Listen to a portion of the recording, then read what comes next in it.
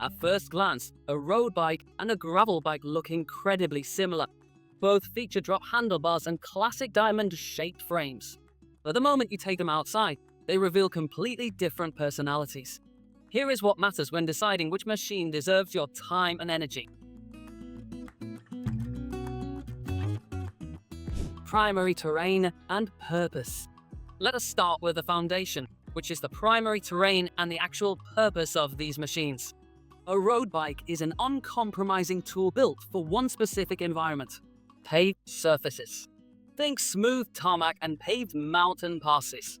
Everything about a road bike is optimized for speed, efficiency, and translating every watt of pedaling power directly into forward momentum. You buy a road bike when you want to feel the wind roaring in your ears or join fast group rides. Now look at the gravel bike. This is the versatile utilitarian vehicle of the cycling world. A gravel bike is built with the understanding that roads are not perfect, and the most interesting places are found where pavement stops. These bikes transition smoothly from city streets to dirt roads. You do not buy a gravel bike to win a sprint finish. You buy it for freedom and the ability to absorb the chaos of mixed surfaces without turning around.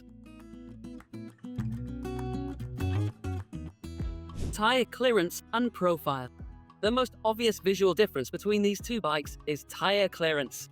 The contact patch where the rubber meets the earth dictates exactly what a bicycle is capable of doing. Road bikes feature extremely tight tire clearance. The frame and fork are built closely around the wheels to improve aerodynamics and save weight. You'll typically find road bikes running slick tires between 25 and 32 mm wide, pumped to high pressures to minimize rolling resistance. Riding a skinny tire at high pressure on asphalt feels like flying. Gravel bikes take the opposite approach. The frames are engineered with massive gaps to accommodate significantly wider rubber. We are talking about tires ranging from 38 up to 50 mm. These tires feature varying levels of tread, from file treads for packed dirt to aggressive knobs for mud. They run at much lower pressures. This high volume of air acts as micro-suspension, gripping loose rocks and absorbing chatter. Frame geometry and handling. If tires are the shoes of the bicycle, frame geometry is the skeleton. A road bike utilizes an aggressive geometry aimed entirely at cheating the wind and reacting instantly to the rider. The wheelbase is short and the angles are steep, creating a highly responsive machine. When you flick the handlebars, it dives into a corner immediately. The riding position forces you to stretch out and get low to reduce wind resistance.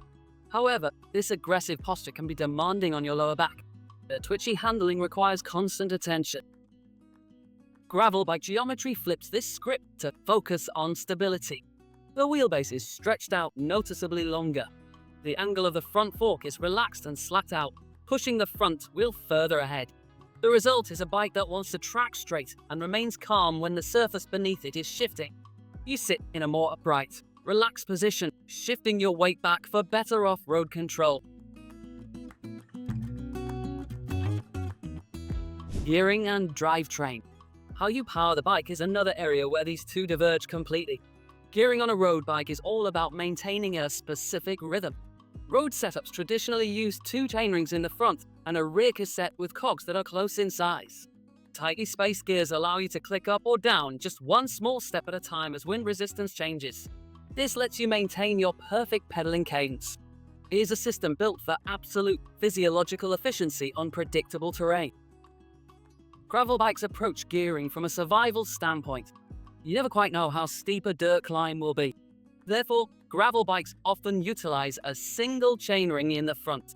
Removing the front derailleur eliminates a mechanical part that can get clogged with mud on violently bumpy terrain. To compensate, the rear cassette is massive. It provides heavy gears for flats and extraordinarily easy gears for crawling up impossibly steep, loose gravel gradients. Mounts and cargo capacity. Let me explain the philosophy of cargo on these two platforms. A road bike is a minimalist, purist machine designed to carry the bare minimum for a few hours of exercise. You will typically find mounts for exactly 2 water bottles inside the main triangle of the frame. That is it. There are no mounts for racks or bolted bags. If you want to carry spare tubes, you stuff them tightly into a tiny saddlebag. Adding unnecessary weight to a road bike is considered a sin against its primary purpose. The gravel bike embraces the reality that venturing into the unknown requires supplies. These frames are utilitarian pack mules. When you look closely at a gravel frame, you will see bolts scattered everywhere. There are mounts on the top tube for snack bags and on the carbon fork legs for extra water bottles. There are bolts near the rear axle to support heavy-duty racks, inviting you to strap on a tent. Braking systems. When it comes to stopping power, the environment dictates the technology. Road bikes lived exclusively with rim brakes for over a century. Even today, you can find traditionalists riding lightweight carbon road bikes equipped with rim brakes. They are simple, exceptionally light, and perfectly adequate for stopping a bicycle on dry, predictable pavement. While modern road bikes have heavily adopted hydraulic disc brakes for their superior modulation, rim brakes still hold a place in the pure road climbing world, where every single gram of weight is heavily scrutinized. Gravel bikes mandate disc brakes. There is zero room for negotiation here. Rim brakes are completely non-functional in the gravel world for two specific reasons.